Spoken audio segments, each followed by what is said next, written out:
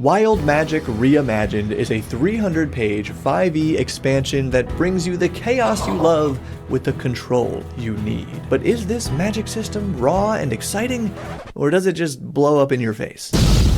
Hello, and welcome to Crowd Quest, the show where we explore tabletop RPG books and gear currently crowdfunding on Kickstarter or BackerKit to find out whether or not it's worth your coin. If you love this idea, be sure to like the video, comment, and share it with your gaming group, because this is definitely the kind of book you want to talk about with your group before slamming it on the table and saying, all magic works like this now. Please note that if you do choose to support this project using my referral link down in the description, I will receive a commission, which in turn supports this video series, but I'm not receiving any other kind of payment for this review. And we're dubbing this bad boy to avoid any music copyright stuff. Your heroes have journeyed far to master magic, but what happens when magic can't be controlled? Introducing Wild Magic Reimagined, over 300 pages of the most versatile, dynamic magic systems yet for your 5e level up and Tales of the Valiant adventures. So this I find fascinating, right? It's the first campaign that I've come across anyway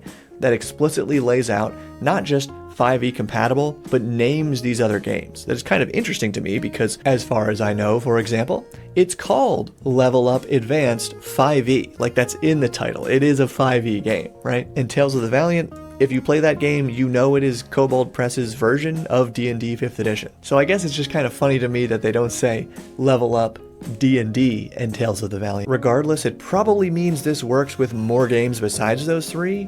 We'll find out. Customizing chaos with 5 different wild magic themes. Mix and match themes for new surprises, and choose whether it's a boon, a curse, or something in between. And I like this a lot, because wild magic can sometimes just have the implication of it being, oh no, I didn't want this to happen. But obviously in this case, just look at this example here, right? For the next hour, whenever a creature within 60 feet of you fails an ability check, attack roll, or saving throw, a disembodied voice casts vicious mockery on them. So that is the effect, but then the positive version is creatures you choose are exempt from this effect. The neutral version is no further effect. Okay, maybe it just doesn't happen then. And the negative version is this effect only applies to you and creatures friendly toward you.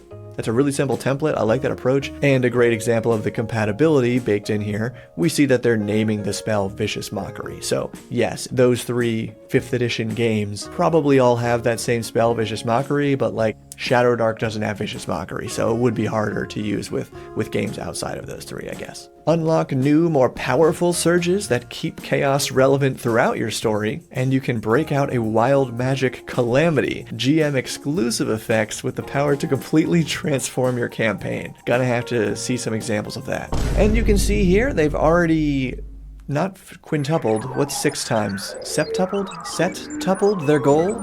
And this is in only the first 10 days at the time of filming, so you gotta check this out by October 16th. But I do want to highlight that this is, as you can see here, Speaks and Spells Publishing first created project.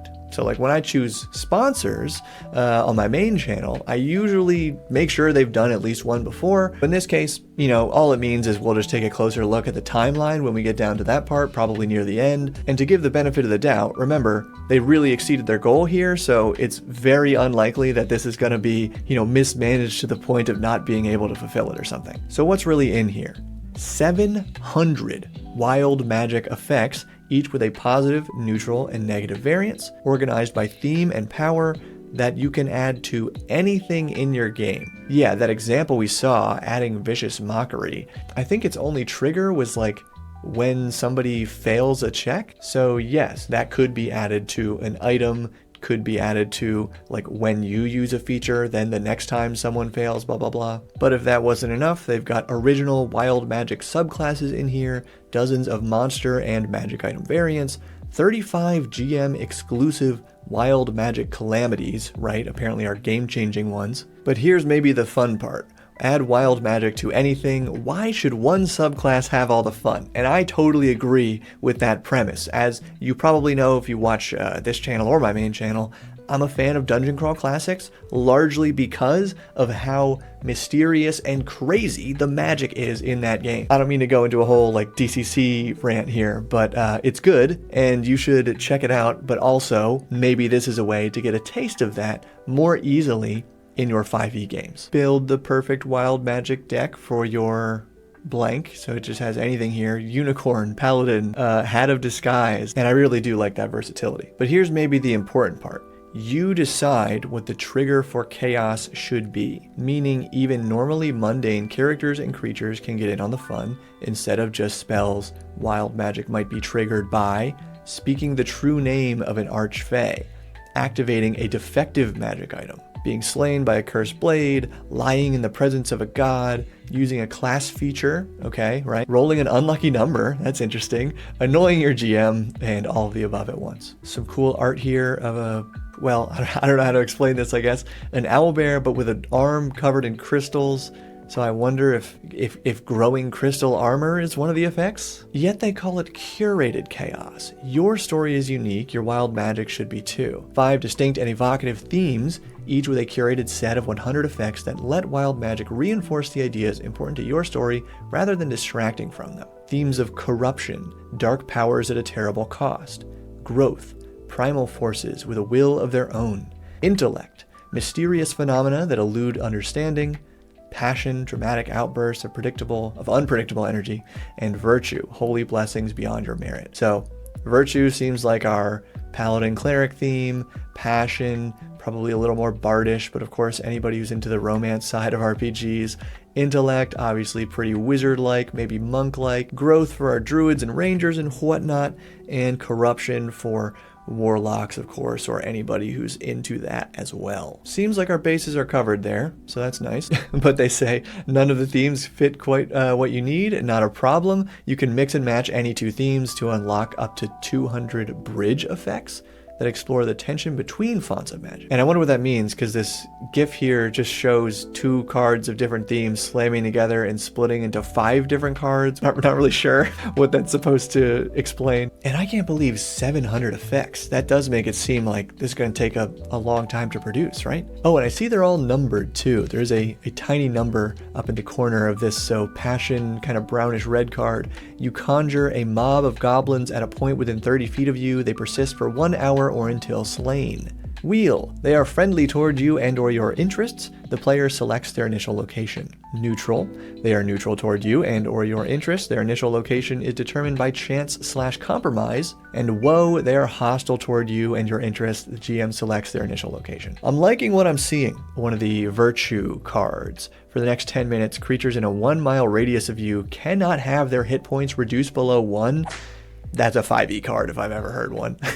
And this says these cards are organized by power level? Oh, right. If we look back at our example here, there is a 5-star rating on this one that prevents anybody from dying. But man, it says right here, since wild magic can always be appropriate for your party's tier of play, but like why then go all the way up to 5 stars, right? Why not use the 4 stars for the 4 tiers of play? But what if you still need something more? For those campaign-changing moments when magic truly breaks, pull out one of the 35 magic calamities. Do we get an example of one of these? Doesn't look like it. Dang it. Okay, I was hoping this would lead to a clickable sample, but it says here, Wild Magic Reimagined offers dozens of ready-made wild magic variants on monsters and magic items you know and love. You can drop them straight into your adventure or use them to inspire your own unique creations. For example, what mischief will you get up to with the chimerical winged boots and the glitching immovable rod? How dare you? How dare you mess with the immovable rod? No, that's actually pretty cool though. And if you're a player and want to dive into wild magic more fully, check out one of the original subclasses. Okay, 5e subclasses, gotta say personally, of no interest to me whatsoever. There's just already so many, man. There's just already so many. And would you look at this? Wild Magic Reimagined will be released under the Orc license. I think the very first time I've heard of anybody actually using the Orc license. I mean, apparently DC-20 is too? I did not know that. You could just use the really open Creative Commons license used by D&D. And then of course, if it's under a Creative Commons license, people could still do whatever they want with it. Make it for Pathfinder, for DC-20, whatever. But let's jump to the tiers. 29 buckaroonies, that's US, for the digital version, PDF of Wild Magic Reimagined, and print and play Wild Magic Effect cards. Well, if there are 700 cards, 9 on a sheet, that's a lot of paper. I don't think anybody in their right mind is printing all that. The physical book is $54 dues. That gets you a hardcover of Wild Magic Reimagined and includes the digital tier, okay? But it is at $99 for book plus cards. And this includes everything at the physical tier. So, I mean, this kind of seems like what you want. And the deluxe tier includes, oh, that's how you get the Calamity cards, is deluxe? I mean, you also get a set of dice, okay? But I don't know, it's getting steep fast. And then of course, you know, we gotta have one of these huge tiers. Collector, $360 for a prismatic dice set, also a tray, also hard enamel Wild Magic themed pins. I raised my eyebrows extra high at pins because, as you may remember from the last video, which also offered enamel pins, that is something Grace World Destroyer happens to collect. But I will say, I don't think any of these designs would appeal to her as much as the screaming bird or frumpy cat seen on the previous Kickstarter. And yeah, we've already blown through a bunch of stretch goals, a bard subclass, linen cardstock. So basically upgrading the quality of the cards, that's cool. And what a nice stretch goal too. That's actually such a valid stretch goal. Sometimes these things seem so arbitrary, right? But that's one that's like, oh, we made more money. We will genuinely increase the quality of the product. Now the timeline, they say they will have completed the writing, editing, art, and layout and be fulfilling digitally. And then spring 2027 fulfillment. So yeah, that feels like a long way off, but that's probably, I mean, that's gotta be an appropriate amount of time, right? For creating this much content. And maybe this is what we wanted to see. Although this is our first Kickstarter campaign, we are not new to content creation. We've been doing it for years in collaboration with other companies, and as an independent publisher, we have proactively sought the wisdom and mentorship of industry veterans. Their insights and guidance have been instrumental in shaping our approach, ensuring we avoid common pitfalls and adhere to the best practices in project management and fulfillment. And this is a fine thing for you to check out yourself if you're still, concerned about that angle of it all. All right, as far as I can tell, there is no publicly available, click download. Here's a sample of some cards, but the publisher did send me a little press kit with a couple of these cards, in addition to the unique referral link down below. So here is a power level 4 growth card. Roll 2d4, and we have a table of dinosaur names. A creature within 120 feet of you is polymorphed into the result for 10 minutes, ignoring the usual restrictions regarding CR and level. Wheel, the player chooses the target. Balanced, the target is chosen by chance or compromise. And woe, the GM chooses the target. I will say this. The idea of the GM having to choose implies a little bit of adversarial GMing, where I wish the woe was just by chance. Here's a passion card, tier 1. You cast hideous laughter on a creature within 30 feet of you. The player chooses a target, the target is chosen by chance, or the GM chooses. Okay, so that's a pretty simple one. I guess we can see how if they just made a bunch of cards like this, a spell happens, and then it's the same 3 effects. Those ones will be easier to create. Oh, here's a mixed card, Growth and Passion, tier 3. You conjure a Yeti at a point within 30 feet of you. It persists for 1 hour or until slain. Wheel, it is friendly toward you and or your interests. The player selects its initial location. Balanced, it is neutral toward you and or your interests. Location determined by compromise. And woe, it is hostile toward you and or your interests. The GM selects its initial location. So we're seeing a pattern here. We had this same kind of result for the goblins, whatever it was, being summoned on a sample card previously.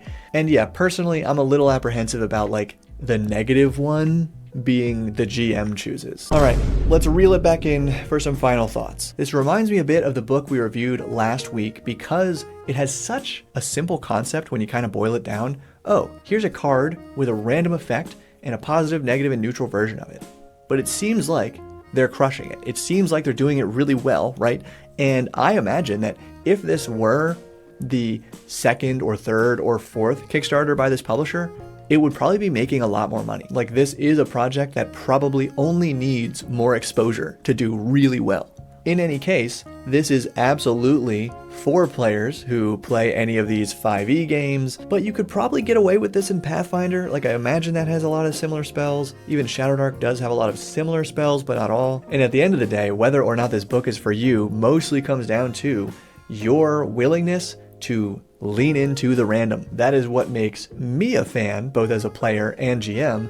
But like I said, there were some things where it's I'd rather it just be random instead of relying on the GM for the negative effects and relying on the player for the positive effects. I don't love that dichotomy. Do let me know your thoughts on that down in the comments. Am I being a little too harsh about that and the nature of like how it's sort of pitting the GM against the players? Or is it fine because it is random? Maybe you could randomly determine, with that wheel or woe coin, which one it's going to be, and then, okay, I'll choose the bad guy, because something like that could easily take the pressure off. And in any case, remember, if you would like to support this project, you can use that referral link down in the description to support this channel and series as well. As we established in the last video, we don't say keep building here, so we're just going to go with I'll see you next time on CrowdQuest.